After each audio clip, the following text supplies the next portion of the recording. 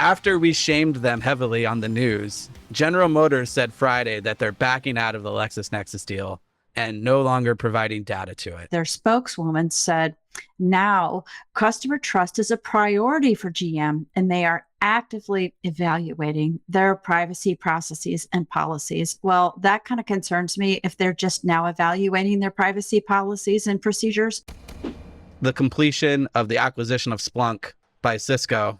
A lot of stuff that Cisco's taking control over hasn't worked out the way that we in the field would like it. SourceFire or some of the other stuff. Like a good place to look for vulnerabilities and things is where you can basically tell like, oh, this was bolted on, after, this product was bought by another company, things that different developers worked on and they might not have gotten handed off correctly. Desanta signs a law restricting social media for people under the age of 16. It's being proposed by people that probably don't have any understanding of how this would be implemented. How are they going to enforce something like that? We need more technical literacy among political leaders. Let's talk about hacking hotels. Everyone's favorite thing to do with their flipper. You can unlock all rooms in a hotel using a single pair of forged cards. And this was a vulnerability that was discovered a while back. And as of this month, only 36% of the impacted locks have been updated or replaced. If you can get a single card for the hotel or whatever, you can basically unlock every single lock. And it's basically like a skeleton key. 3 million hotel locks in 131 countries affected by this. The locks either have to be physically replaced or they have to have a software update. All the key cards have to be reissued. The front desk software and card encoders have to be upgraded. And third-party integrations such as elevators, parking garages, and payment systems also require additional upgrades.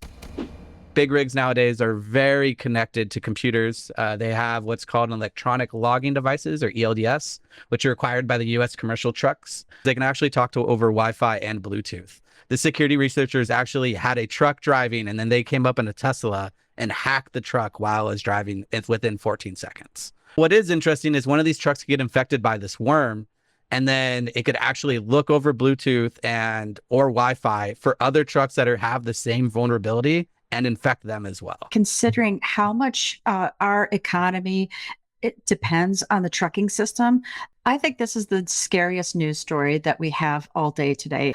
Our grocery stores only have about a day's worth of food before there's no more supply at the grocery store. The researchers did report it to the manufacturer as well as CISA. And the other thing they do talk about is there is a large variety of these computers in trucks. So it's a little bit more difficult for a worm to spread.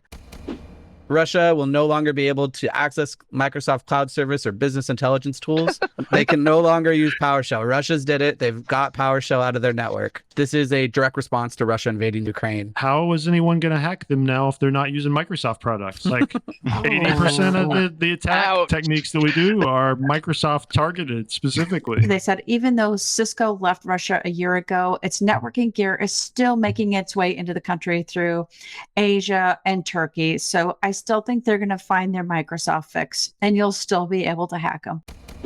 Excellent case of social engineering. That guy who's circled right there got into an airport being on a waiting list for a plane to Austin. So what he did is he started talking to people at another gate that was also going to Austin. He then took pictures of their tickets and then got on a plane by showing the picture of their ticket to the workers. They wound up catching the guy. They flew back, they landed, and they got out and they got him. The House passed a bill to prevent the sales of personal data to foreign adversaries.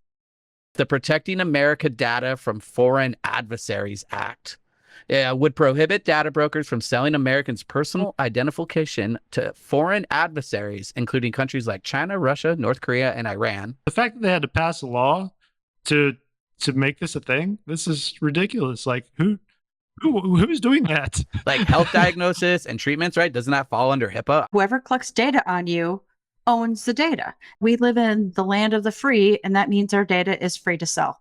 So at least they can't sell my genetic data and clone me in China anymore. They can still get your data. I mean, we That's all a good- know the truth behind that sort of stuff. They want so- the mustache gene. It's clear. I mean, I think all of us want that gene. Yeah, I'll take it. Well, not all of us. Join us for live InfoSec news every Monday at 4:30 p.m. Eastern Time on the Black Hills InfoSec YouTube channel.